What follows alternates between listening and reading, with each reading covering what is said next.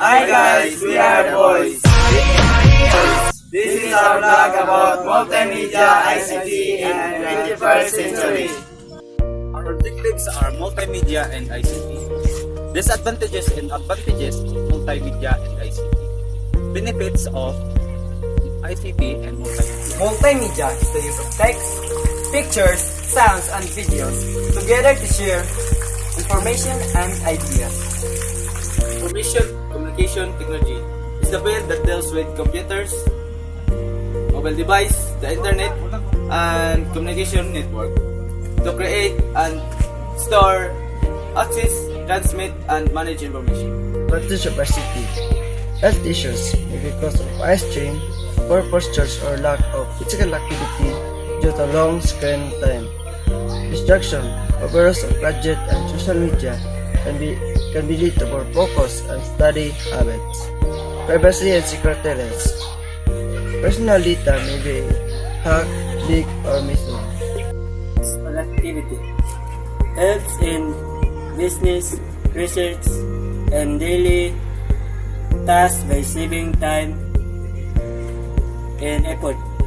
Collaboration allows people to work, study, and collaborate across the world. Benefits of ICT and multimedia. Access to information. Easy research using the internet. Enhanced learning.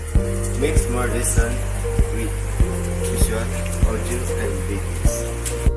Faster communication through emails, chat, and video calls.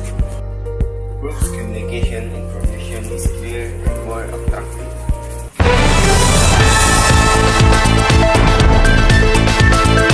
Usa ka lalaki karon ang nangita og punuan sa saging kay di naman ay kapalpal siyang tabanidoy. Gikapoy naman ni siya og palpal gamit ang iyang kamot. Mao kato nangita siya bangag, ngita siya og saging kay iya kining bangagan. Mao man ni binuhatan sa mga Bisaya, mangita og saging, bangagan, unya bimbangon ang punuan sa